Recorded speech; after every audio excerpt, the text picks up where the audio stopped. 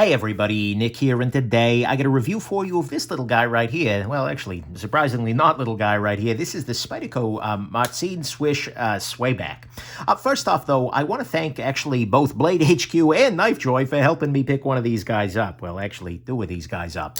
After the first batch came and went, I reached out to the two retailers thinking, well, I'm sure to get one, and I ended up with two. That's a beautiful thing. Thank you very much for both of you guys, but nonetheless, that's awesome. That's how I've ended up with two of them, and they are, by the way, functionally identical, so that's good. That's consistency. But anyways, there you go. Next thing, size comparison, and also, of course, thanks to my Patreon patrons who make it possible for me to pick one of these guys up just without even thinking about it, because it would be a great thing for the channel. So there you go. Size comparison. Next, first up, let's take a look at the Spyderco Delica, and here it is against the Spyderco Paramilitary 2, or the PM2. And so what we see here is that this guy is surprisingly big. If we take a look at the cutting edge length on this guy, it is longer than the Spyderco PM2, which is actually kind of surprising to me. Here it is against the Ontario Rat number 2. Here it is against probably the most apt comparison, which is the Spyderco Slysz Bowie, or Swish Bowie. One of these days I'll say this guy's name right. I'm sorry, Martine. I'm so sorry. I should do better. But anyways, so there you go. You can see here that in terms of sharpened blade length, this guy actually exceeds the Bowie in every meaningful way, as well as in terms of overall handle length. This is not a small knife here whatsoever. And actually, let's put a quick note in there about the name. This knife is also designed by Marcin Swish. I have been mispronouncing his name for many years. I'm so sorry. I'm not a Polish speaker. But anyways, he is one of my very favorite knife designers, and I feel bad about that, but nonetheless, there's that. And then finally, this is a piece that has been super anticipated because it is another design in a well-loved series. Starting off with the Spyderco Swish Bowie, the Spidey Chef, I'm sorry, the Techno, actually, the Spyderco Techno was first. I think then the Swish Bowie, the Spidey Chef, the Techno 2, and now finally the SwayBack here. But they all have the same kind of aesthetic with the nice gold wash titanium handles here. It's very, very nice. And so there you go. I am definitely a fan of the work, and so this has been a very anticipated piece. So let's go on ahead and jump into the good, the great, the bad, and the ugly of this very interesting knife. So the good side, to start with, actually the price on this guy is quite reasonable. It's not like, oh my god, cheap. It's $273, but the thing is, that came in a lot lower than I expected. Spyderco has been kind of creeping up and up and up in some of their stuff, and the fact this guy came in nearly $100 underneath what the Swish Bowie was initially at retail, that's pretty damn good, right? This is a knife that is not so expensive, and that's something I appreciate very much for a beautifully finished smooth frame lock. I mean, yeah, $275 is a lot of money, but at the same time, relative to a lot of what their other stuff's been lately, this is pretty reasonable, so that's good. Next thing, this has a reasonably nice carry profile.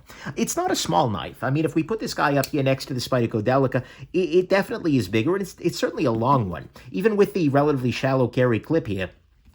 But it's a relatively compact one, and it's very smooth in the pocket. There's nothing sticking out or anything like that. Everything's reasonably rounded. It's got a little bit of that River Rocky sort of thing going through it, which I do appreciate. Next thing, like I said, this is a part of a very well-loved series. I think this series of knives has a lot of fans, and it may, frankly, be one of the more popular series out of Spyderco's Taichung plant, just because Marcin has done amazing work. And although at the moment the only one of those I have handy is the Bowie here, they've all been very, very nice. Given with very different styles, I'm definitely a fan of Marcin's work.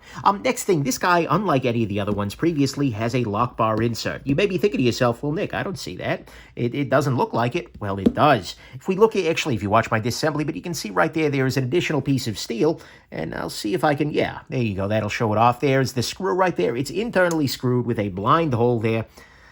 That's nicely done, and this also serves as an over-travel stop, meaning that you cannot press the lock bar further than a certain point on this, which allows you to maintain the spring and tension of the lock bar there, which is great. So I appreciate that very, very much. And the rest of the details are there as well, with this little piece here, meaning that, you know, as you're closing this guy, it will, by and large, hit your finger rather than hitting anything else. It's very, very nicely done. The details are here, just as if any of the other designs that Martzine has done. The finishing is also quite nice here because we've got this stonewashed titanium scale, which is something that is very, very nice. Although it's a little bit less polished than on the buoy here. We can put these guys next to each other. See, there's a little bit more polish there. Similarly, the blade actually has a very nice finish to it. It's, again, not quite as mirrory as the buoy here, but what we can see is that they both have some mirroredness to them, and that's kind of a nice thing. And so that's good. And then finally, the blade on this guy is awesome. One of my biggest concerns with this was, oh, wow, that's a relatively low grind on a relatively, well, actually, it's pretty tall in the blade, but it's a relatively short blade. And so as a result, short on this dimension here. As a result, I was worried it was going to, well, cut like an axe. But no, they have hollow grounded. They have put a grind to it that is not a straight V grind, but instead has a bit of a hollowness to it. And as a result, this guy cuts like crazy. It has an amazing hollow grind on this guy with that reflectiveness, and the blade steel here is CTS XHP, which is a very good steel. Absolutely solid for daily carry. Yeah, so that's a joy. I'm a big fan of the hollowness on this guy and of the blade itself, coming down to a very, very thin edge there, which, by the way, is not really accessible. I'm not able to snag my finger on that blade or anything like that, and so that's a beautiful thing. And to me, all of that is the good here, is that it is it's got a very nice blade to it. It's got some nice finishing to it. And by the way, the overall fit and finish on this guy is Taichung.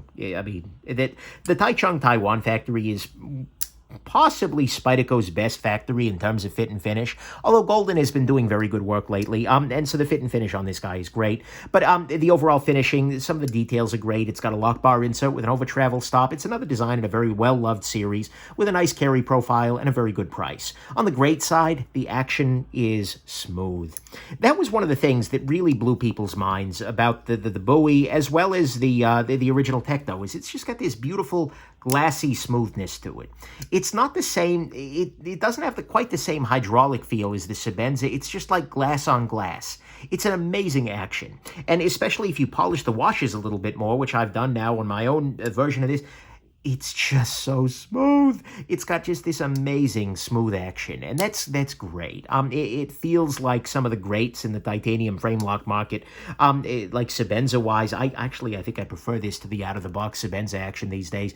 It's just got an amazingly smooth action, and to me, that's what's great here, is that just that action is spectacular, and they've managed to nail that at this kind of a price point. On the bad side, one of the things that really caught me off guard when I first handled the prototype at this at Blade, G10, one of those, was that the general size is big.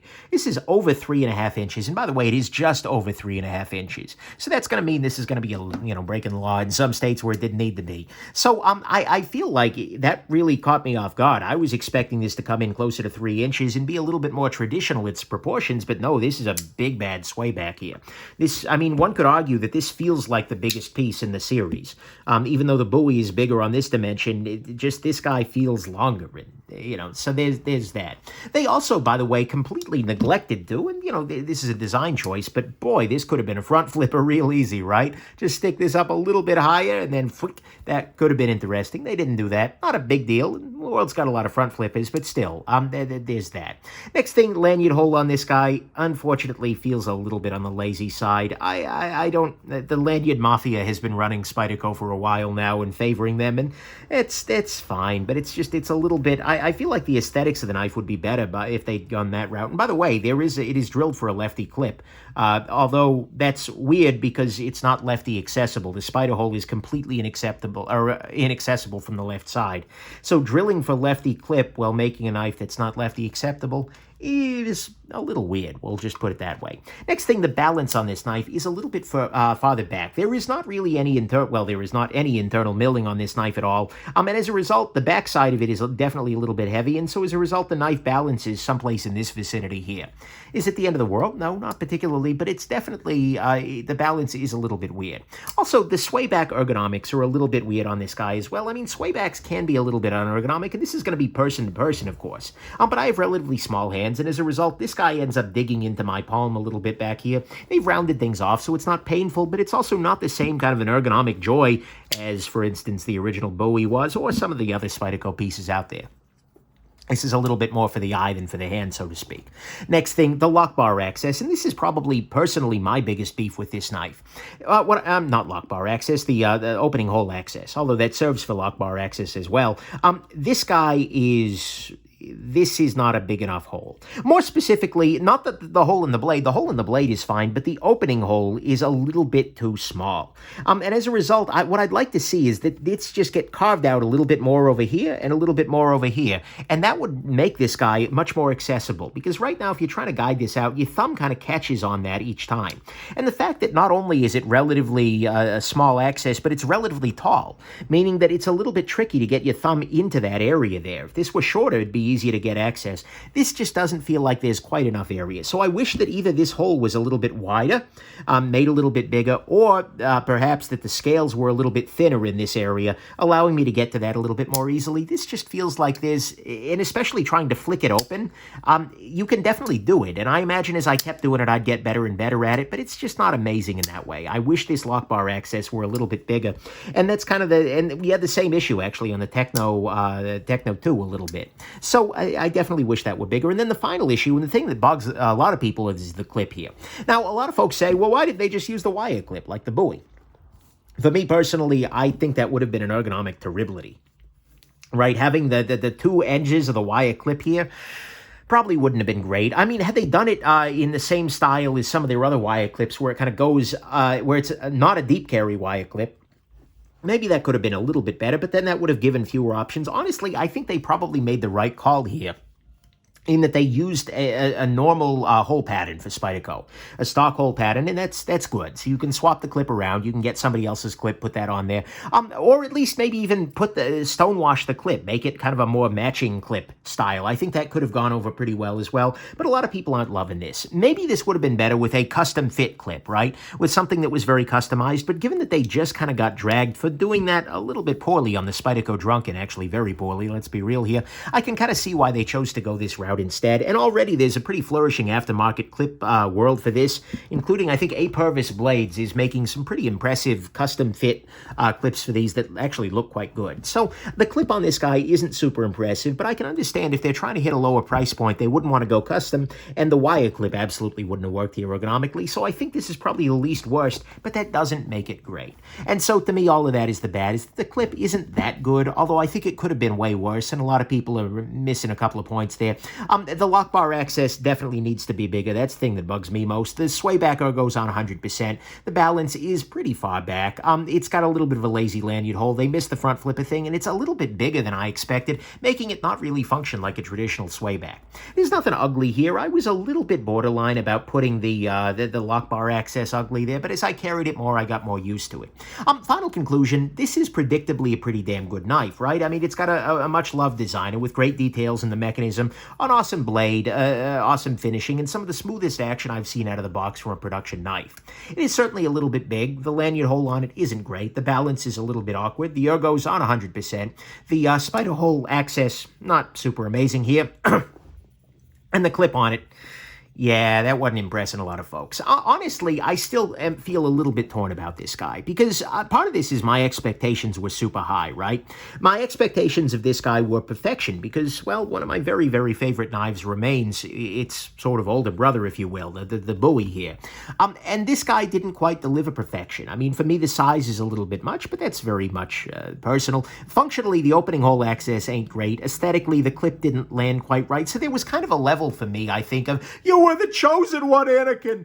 Especially when I was so enamored of its predecessors, like the Chef and the Bowie. Like, this guy didn't quite land as well. So my first impression was a little bit like, oh, that's kind of a shame. But actually carrying it, the more time I spent with it, I grew more and more impressed. The smoothness grew better. The overall feeling of it in the hand definitely does improve. And especially as you get to know, as you get to learn a little bit more about how exactly to work within this, I think it is actually a very, very nice piece. And then the blade grind, that's the other thing. It's when you start cutting with this guy, it's like, oh yeah, that's right.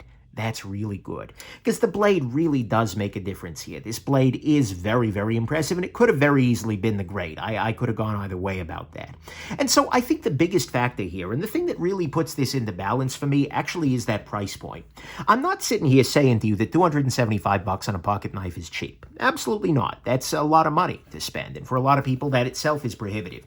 But the thing is, given that the action on this guy is easily competing with knives that are twice its cost, given that this knife came in about $100 less than the Bowie did, which is pretty impressive, at least toward the end of its run. All of this, the fit and finish, the blade, I am much more inclined to be a little bit more forgiving than my initial instinct allowed.